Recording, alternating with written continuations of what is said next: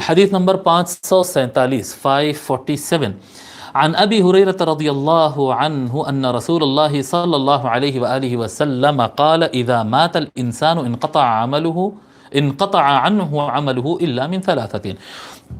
ٹھیک ہے، ابھی تک دیکھیے یہ فرض نماز روزہ زکوٰۃ وغیرہ سے متعلق ہوئی تھی، روزہ رکھ سکتے، ان کی طرف سے حج کر سکتے وغیرہ کا ہوا، اس کے بعد پیسے بھی دے سکتے بلکہ بھی بات آ گئی، اس کے بعد پانی پلا سکتے کی بھی بات آ گئی. ٹھیک ہے، تو یہ چیزیں ہو گئی. تو بولے نہیں یہ صدقہ خیرات میں اور عبادتوں میں ہو سکتا ہے، باقی جو پڑھنا پڑھانا ہے اس سے کچھ نہیں ہوتا ہے. اچھا کچھ نہیں ہوتا ہے، چلو ٹھیک ہے، پڑھنے پڑھانے سے کچھ نہیں ہوتا ہے. اگلی حدیث پڑھتے ہیں، حدیث نمبر 547. حضرت ابو ہریرہ رضی اللہ تعالیٰ روایت فرماتے ہیں کہ رسول اللہ صلی اللہ علیہ وآلہ وسلم نے ارشاد فرمایا اذا مات الانسان، جب انسان مر جاتا ہے، انقطع عنہ عملہ، اس کا عمل اس سے ڈسکنیکٹ ہو جاتا ہے، کٹ جاتا ہے. اب اس کا کوئی عمل اپنا، اب اٹھ کے نماز پڑھنا چاہا تو نہیں پڑھ سکتا، اب صدقہ خیرات کرنا چاہا تو اب نہیں کر سکتا، تو اس سے عمل کٹ جاتا ہے. مگر الا عن من ثلاث، مگر 3 رستوں سے ابھی باقی رہتا ہے. یعنی اب اس کے عمل کا ثواب اس کو نہیں ملے گا، اس کو ثواب جانا ہر طریقے سے بند ہو جائے گا سوائے 3 راستوں سے. وہ کیا ہے صاحب؟ الا من صدقۃ جاریۃ. ٹھیک ہے، صدقہ جاریہ، پانی کا انتظام کرا دیے، مسجد تعمیر کر دیے، گھر بنا کے دے دیے، کسی کو ایک پرماننٹ صدقہ کا کوئی انتظام کرا کے دے دیے جس کا ثواب میت کو جا رہا ہے، تو یہ چلے گا. حضور صلی اللہ علیہ وسلم فرما رہے ہیں کہ وہ آدمی انتقال کر گیا، عمل نہیں کر سکتا، لیکن یہ جو ہے اس کو ثواب پہنچتا رہے گا.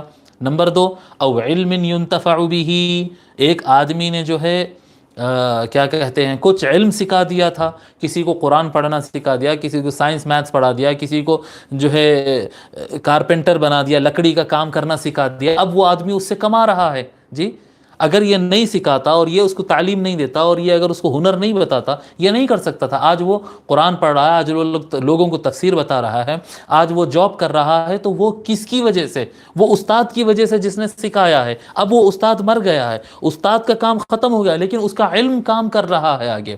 اس کا علم، اس کی تربیت، اس کی ٹریننگ، اس نے جو سکھایا تھا وہ آج چل رہا ہے. تو جب تک لوگ اس سے صحیح فائدہ اٹھاتے رہیں گے، اس کی دی ہوئی نالج سے صحیح فائدہ اٹھاتے رہیں گے، اس وقت تک اس کو ثواب ملتا رہے گا، اس وقت تک اس کو ثواب ملتا رہے گا. اب کہاں بن ہوا صاحب؟ لوگ بولتے ہیں کہ نہیں قبر پہ جا کے قرآن نہیں پڑھنا. ارے کیوں نہیں پڑھنا بھائی؟ کیوں نہیں پڑھنا؟ کیوں نہیں پڑھنا؟ جو علم آپ کو اپنے بزرگوں سے ملا ہے وہ برابر ان کو ثواب پہنچاتا ہے.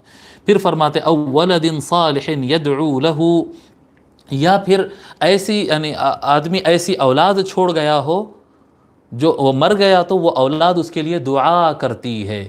جب وہ اولاد اس کے لیے دعا کرتی ہے تو برابر اس کو ثواب پہنچتا ہے، برابر اس کو فائدہ پہنچتا ہے.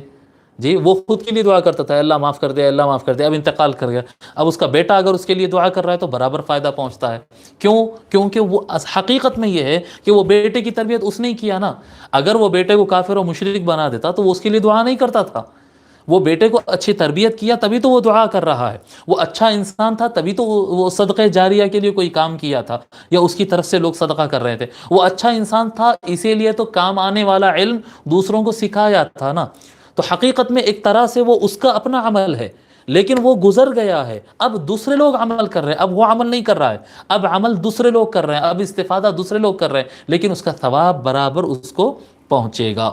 یہ آقا علیہ الصلوۃ والسلام نے فرمایا، اور اس کو امام مسلم نے روایت کیا الصحیح میں، اور امام بخاری نے روایت کیا الادب المفرد میں، اور امام ابو داود نے بھی روایت کیا، ابن ماجہ بھی نے روایت کیا ہے.